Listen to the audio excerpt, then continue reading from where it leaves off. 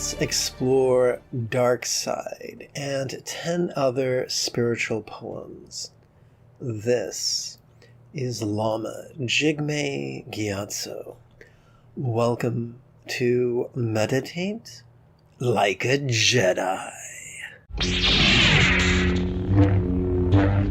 Today's first poem, Dark Side. While attending university, I found myself in an authoritative, fundamentalist, religious organization. And, like most facets of patriarchy, they demanded that I relinquish my personal power, promising that in return they would make me a fisher of men.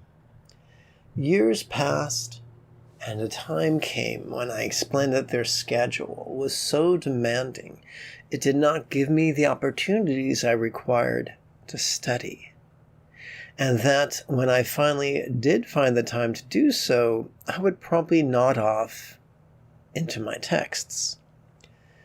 Their solution was not to adjust my schedule, but to send me outside to study in the dead of winter, assuring me that the shivering would keep my whiny ass awake.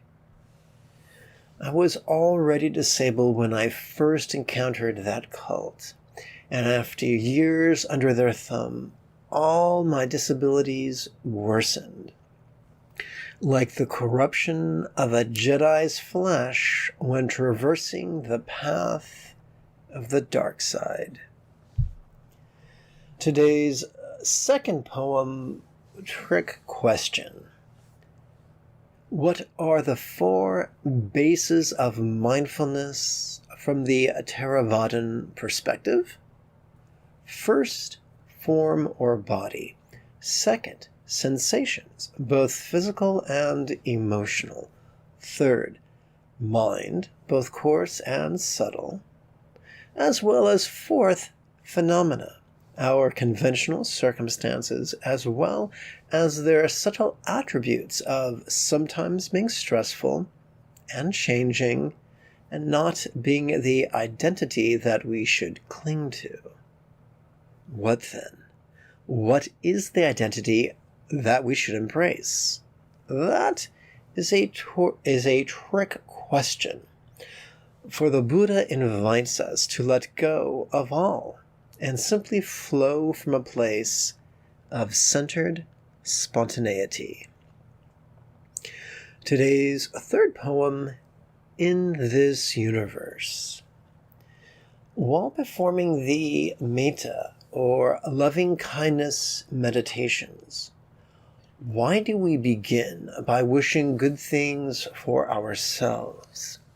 Because, evolutionarily speaking, the oldest parts of the 3 pounds of meat we call a brain are utterly self-serving.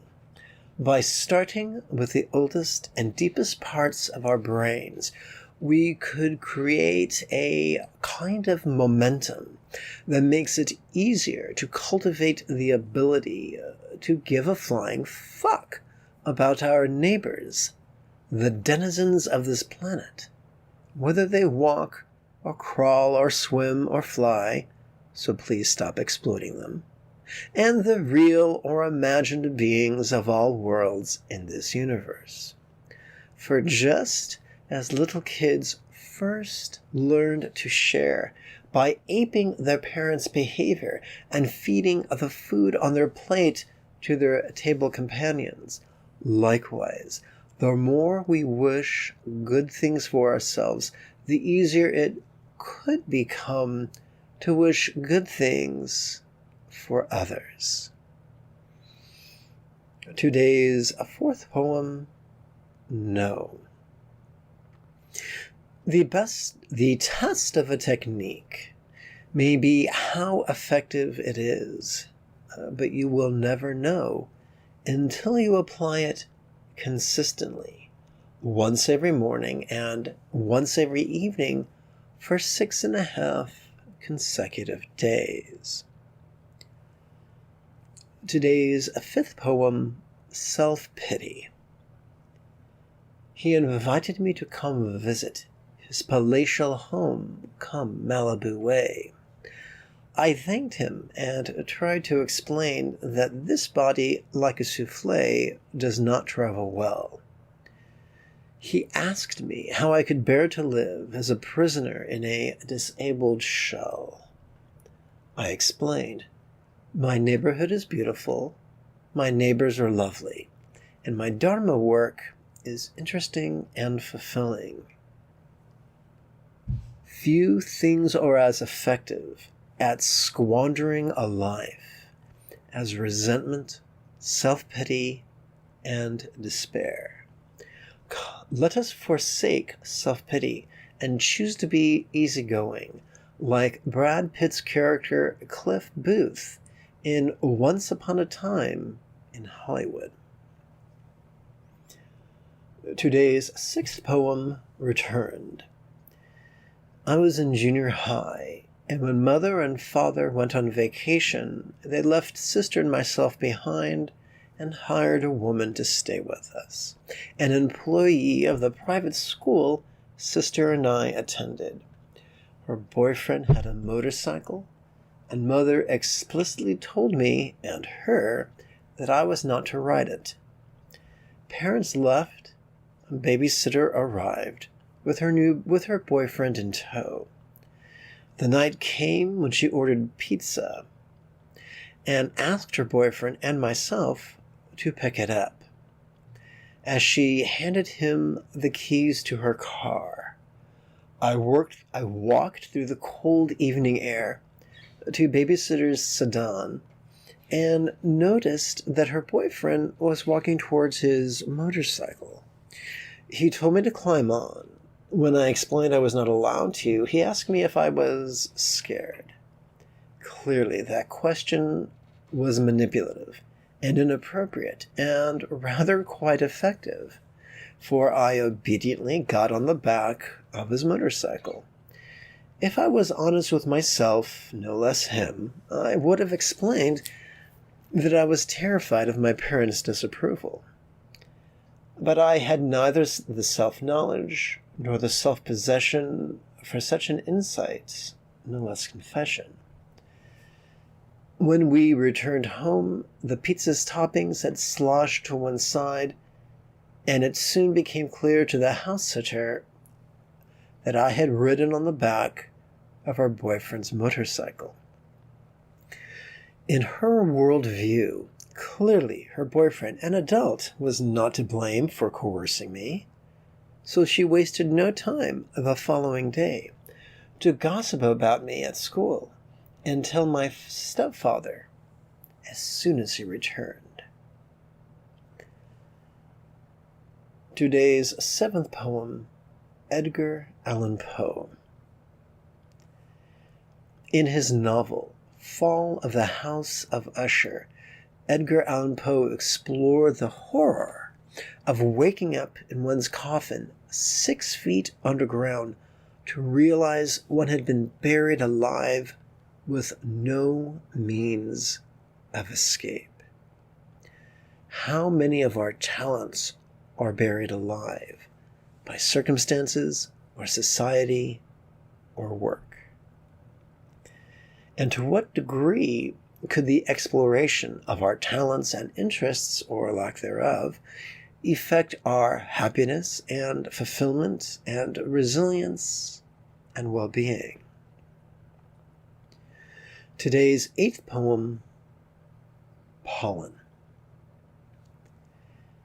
It is a bright and beautiful winter's morn, and the pollen is inundating my sinuses like X-wing fighters converging upon the Death Star at the Battle of Yavin. Today's ninth poem, The Efficacy of Complexity. One of patriarchy's many lies is that the more complex something is, the more beneficial it is. But that is just a false bill of goods, expensive and ineffective. Leonardo da Vinci wrote that simplicity was the height of elegance. One of the many gifts of matriarchy is the commitment to finding and teaching the easiest and most effective ways of doing things. More than the quickest way to enlightenment, it is the only way to enlightenment. For it is never machinations or manipulations or power that redeem a force user from the dark side, but rather the simplicity and ease of wisdom and love. Today's 10th poem, Full Accomplishment. Accumulating 1,000,000 recitations of the 12-syllable mantra of Padmasambhava over the course of a 7-year retreat does not a fully accomplished teacher make. Collecting 10,000 hours spent in formal meditation over the course of a 7-year retreat does not a meditation master make. Collecting an additional 10,000 hours of formal study over the course of a 7-year retreat does not a Dharma master make. But applying these recitations and meditations and contemplations toward the mastery of one's heart and mind, that is the path to full accomplishment.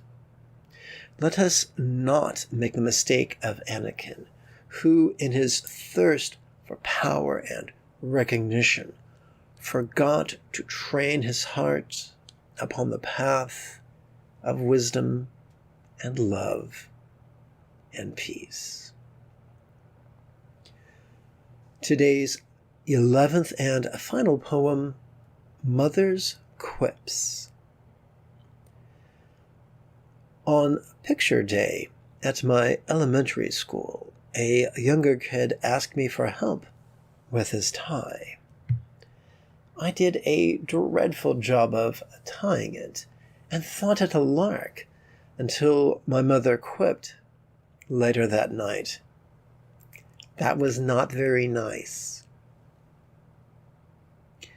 As a child of the 70s, I would gather with my family in the darkened living room around our glowing television and watch crime shows produced by Quinn Martin. We would watch Mannix and Cannon and The Streets of San Francisco, and whenever a fictional villain would derail his own life with a tragic choice, Mother would mutter, "I feel so bad for him." Mother had feet of clay, and a great saint she was not.